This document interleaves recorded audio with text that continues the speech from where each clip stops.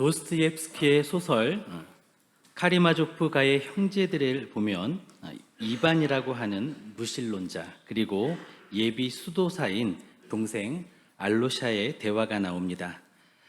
알로샤가 예수님의 사랑을 말하자 이반은 자신의 자작 서사시를 들려줍니다. 그 서사시의 배경은 16세기의 스페인입니다.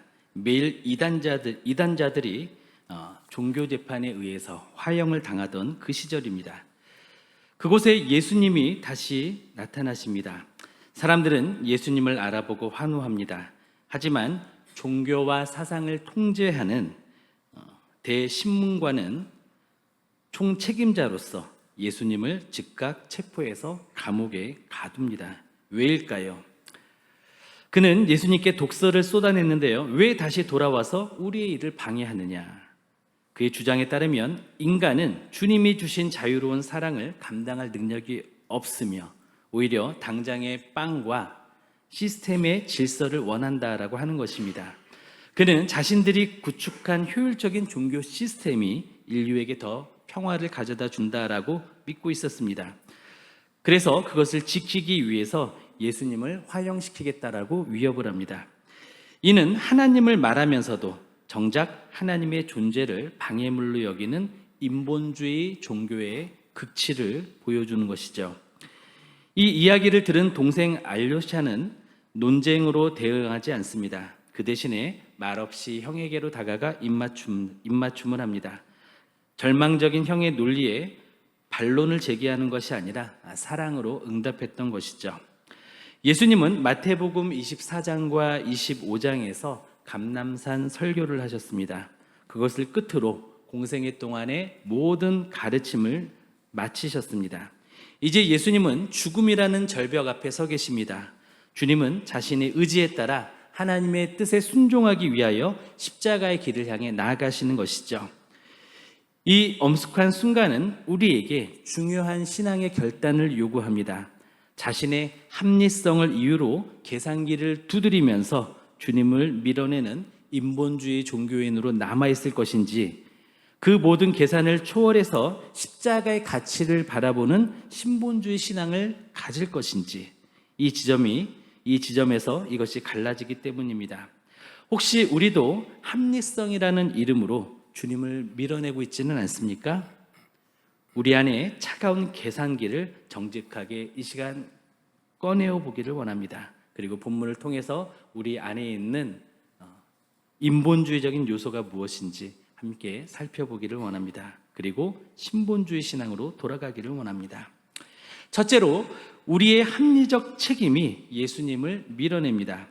대제사장 가야바는 단순히 기득권에만 눈이 멀었던 사람은 아니었습니다. 물론 자신들의 터전이라고 여겼던 그 종교 시스템에 예수님께서 위협자라고 생각을 해서 주님을 제거하고자 하는 그런 흉계를 꾸미죠.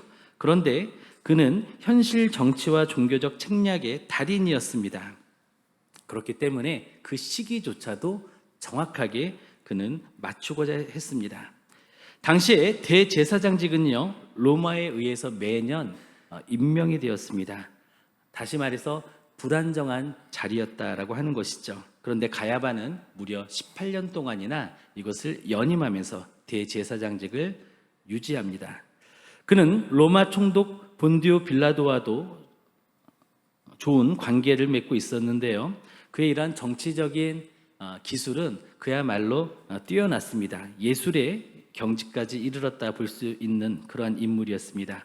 오늘날 말로 하면 정치 구단이었던 것이죠. 우리 마태복음 26장 3절에서 5절까지 말씀을 함께 읽겠습니다. 그때에 대제사장들과 백성들의 장로들이 가야바라 하는 대제사장의 관정에 모여 예수를 흉계로 잡아 죽이려고 의논하되 말하기를 밀란이 날까 하노니 명절에는 하지 말자 하더라. 아멘. 가야바의 결정은 지극히 합리적이었습니다. 6월절에는 예루살렘에 수십만 명의 사람들이 몰려듭니다. 이때 밀란이 일어나면 어떻게 될까요? 빌라도가 로마 군인들을 동원해서 그들을 제압하겠죠. 무력으로 진압하는 그 과정을 통해서 많은 사람들이 죽거나 다치겠죠. 실제로 과거의 소란 중에 수백 명이 압사하거나 또는 이러한 진압으로 사망한 사건들이 있었습니다. 가야바는 공동체의 파멸을 막아야 한다라고 하는 무거운 압박감을 느꼈습니다. 그래서 그는 한 사람을 희생시켜 민족 전체를 구하겠다라는 실리적인 계산을 합니다. 예수님을 제거는 하겠지만 시기를 잘 맞춰서 합리적으로 잘 맞춰서 예수님도 제거하고 밀란이 일어나지 않게 하려는 그의 판단이 있었던 것이죠. 요한복음에는 그는 이렇게 표현을 합니다. 한 사람이 백성을 위하여 죽어서 온 민족이 망하지 않게 되는 것이 너희에게 유익한 줄을 생각하지 아니하는도다 하였으니, 그는 종교 시스템을 보존하기 위해서 진리를 제거하기로 했습니다. 이것이 바로 아까 예화로 들었던 대신문관의 얼굴과 중첩되지 않습니까? 다수의 평화를 위해서 예수님을 제거하려는 그의 시스템적인 합리성이 여기에 나타납니다. 가야바에게 예수님은 공공 질서를 위협하는 잠재적인 위험 요소가 되었습니다. 우리의 가장 합리적인 계산은 어떻습니까? 우리가 여기에서 이 계산 안에서 하나님을 배제하면 어떤 일이 일어날까요? 우리도 역시 폭력을 행사할 수 있습니다. 우리 안에도 가야바의 정치적인 계산이 숨어 있습니다. 공동체의 안정을 명분으로 주님의 음성을 외면할 때가 있지는 않습니까? 건강한 이성은 필요합니다. 합리적인 생각도 물론 필요합니다. 그러나 그 이성과 합리성이 십자가를 우회하게 하는 도구가 된다면 그것은 하나의 종교 시스템에 불과한 것입니다. 합리성을 넘어 하나님의 절대 주권을 우리는 인정해야 합니다. 혹시 우리는 실리적인 책임이라는 이유로 비전보다는 교회의 현안으로, 교회의 현안보다는 개인의 안위로 마음을 집중하고 거기에 쏟고 있지는 않습니까? 둘째로 우리의 합리적인 명분이 예수님을 밀어냅니다. 인본주의는 종종 윤리와 도덕이라는 옷을 입고 나타나는데요. 제자들은 한 사건 앞에서 분노합니다. 왜냐하면 마리아라고 하는 한 여인이 예수님께 값비싼 향유를 한꺼번에 부었거든요. 그들의 표현에 의하면 허비했습니다. 제자들의 분노는 단순히 돈이 아까워서가 아니었습니다. 그들은 구제라는 선한 명분 위에 정당하게 분노했습니다. 마태복음 26장 8절 9절 말씀을 함께 읽겠습니다.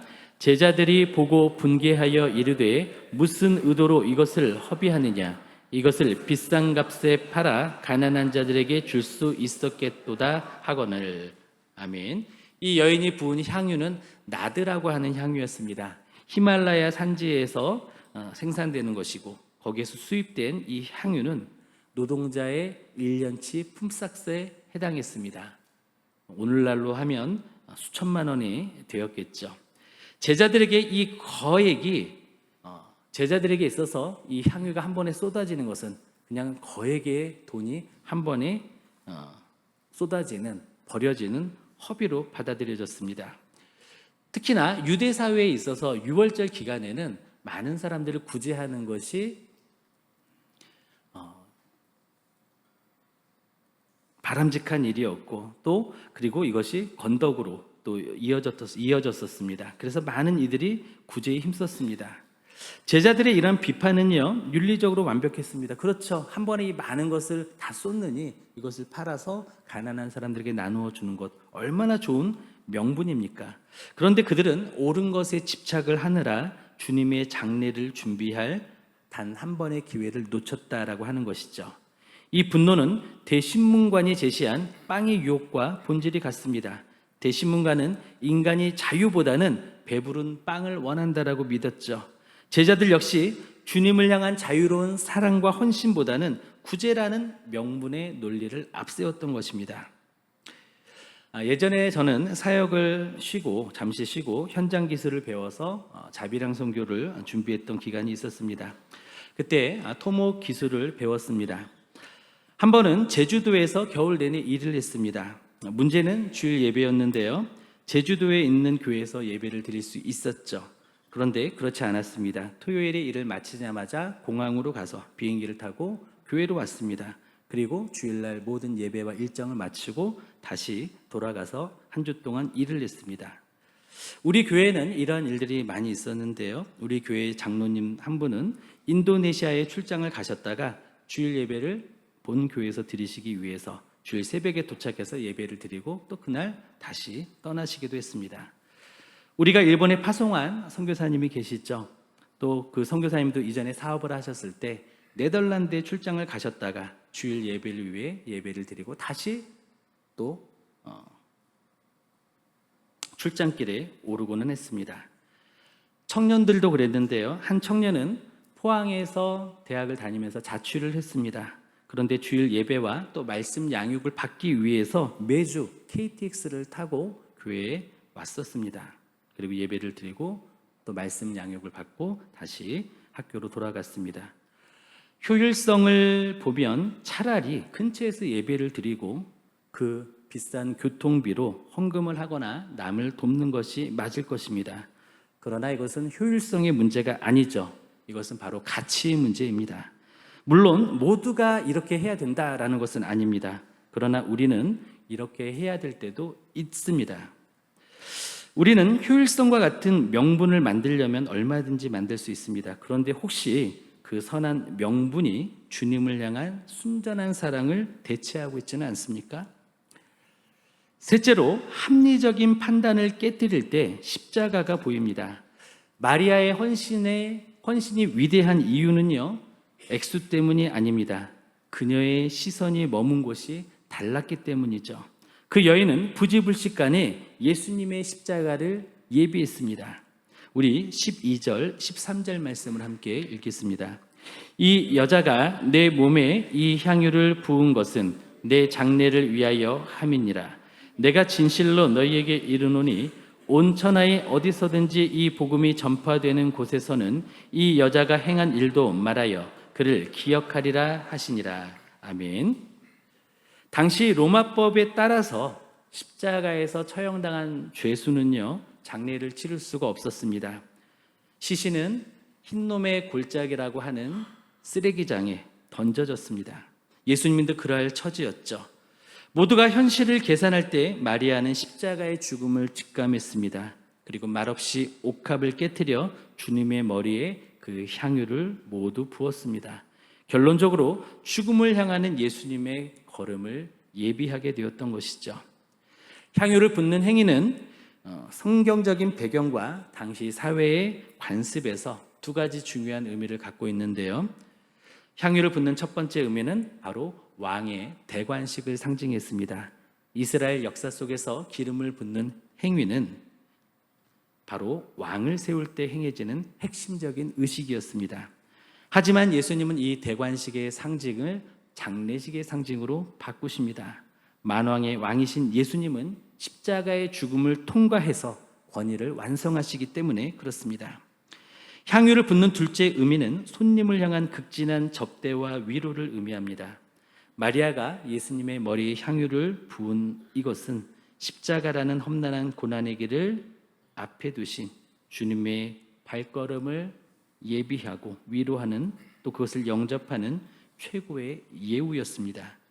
그런데 제자들의 눈에는 이것이 어떻게 보였다라고요? 이것이 허비로 보였습니다. 낭비로 보였습니다. 그런데 예수님은 어떻게 이 여인의 행한 일을 평가하십니까? 가장 좋은 일이자 예수님의 장례를 위한 헌신으로 인정해 주셨습니다. 그리고 복음이 전파되는 곳마다 이 일을 말하라라고 주님은 말씀하시죠. 결과적으로 마리아는 모두가 현실적인 계산에 빠져 있을 때 향유를 부음으로써 예수님이 누구이신지를 드러내는 왕의 대관식을 수행한 것이죠. 동시에 주님의 죽음을 예비하는 그러한 섬김을 행했던 것입니다. 이것은 주님 보시기에 좋은 일이었습니다. 모든 논리를 잠재우는 압도적인 사랑의 응답이었기 때문이죠. 신본주의는 얼마나 많이 바치느냐의 계산이 아닙니다. 나를 위해 찢기신 예수님의 가치를 깨닫고 바로 그 은혜에 압도되는 것입니다. 그렇다면 오늘날 우리가 깨뜨려야 할 옥합은 무엇일까요?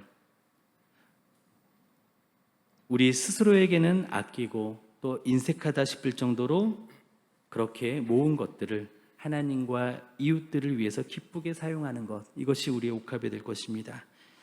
세상이 우리에게는 시간 낭비라고 부르지만 우리는 고요한 묵상의 시간을 주님과 가지면서 친밀한 시간을 보냅니다. 또 골방에서 기도하면서 예배하면서 주를 위해 힘쓰면서 우리의 시간을 주님 앞에 깨트립니다. 이것이 우리의 옥합일 것입니다. 타인을 위해 하는 중보기도나 영혼 구원을 위해서 찾아가서 대접하는 것, 이것이 우리의 옥합일 것입니다. 우리는 액수를 계산하는 그러한 유치한 강박에서 벗어나기를 원합니다. 그 전에 우리의 태도가 어떠한지, 주님의 은혜에 압도당이 있는지, 그리고 하나님께 주님의 뜻이라면, 주님의 기쁨을 위해서라면 나의 옥합을 깨뜨릴 수 있는 준비와 태도가 되어 있는지, 그것을 점검해 보기를 원합니다. 그리고 바로 그 이유는 바로 우리의 시선 끝에 있는 십자가가 되기를 원합니다. 오늘 우리 앞에는 두 개의 계산기와 이것을 깨트린 하나의 옥합이 있었습니다. 시스템을 지키려던 가야바의 계산기, 가난한 자들을 돕겠다는 명분을 앞세운 제자들의 계산기가 있었죠. 그리고 이 모든 계산을 깨트린 마리아의 옥합이 있었습니다. 가야바와 제자들은 인간 중심의 생각과 사고와 삶을 살아가는 인본주의자들이었습니다. 그러나 오직 마리아만이 하나님을 중심으로 생각하고 먼저 생각하는 신본주의자였습니다. 대제사장은 끝내 예수님을 사지로 내몰았죠. 예수님을 죽게 했습니다. 제자들은 십자가 앞에서 예수님을 버리고 다 도망갔습니다. 우리는 어떻습니까? 우리도 너무나 자주 합리성에 속아 주님을 밀어냅니다. 이제 그 얄팍한 계산기를 십자가 앞에 내려놓기를 원합니다. 아니, 꺾기를 원합니다.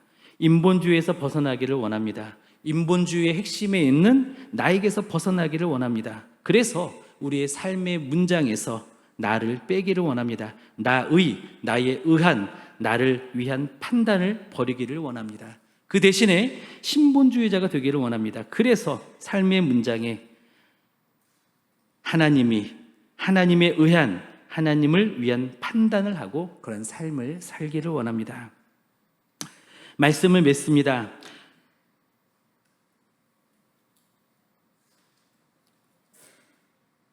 서두에서 말씀드렸던 그 소설의 대신문가는 어땠습니까? 그는 하나님을 오히려 밀어내는 종교인이었습니다. 그는 인본주의자였습니다. 신앙인이 아니었던 것이죠. 그 이야기를 들은 동생 알요샤는 말없이 형에게로 다가가 입을 맞추었죠. 설득이나 반박이 아닌 사랑이었습니다. 우리도 이제 계산이 아닌 사랑으로 주님께 응답하기를 원합니다. 세상은 그런 우리의 모습을 허비라고 말할 것입니다. 조롱할 것이죠. 그러나 주님은 이것을 좋은 일이라고 평하실 것입니다. 바라기에 우리는 뱀같이 지혜롭고 비둘기같이 순결한 그리스도인이 되기를 원합니다. 합리적인 계산을 초월한 그리스도인이 되어서 예수님 안에 있는 매일 예수님과 동행하는 복된 삶이 되기를 원합니다. 그래서 아름답게 사명을 다하는 멋진 인생들이 되시기를 예수님의 이름으로 축원드립니다.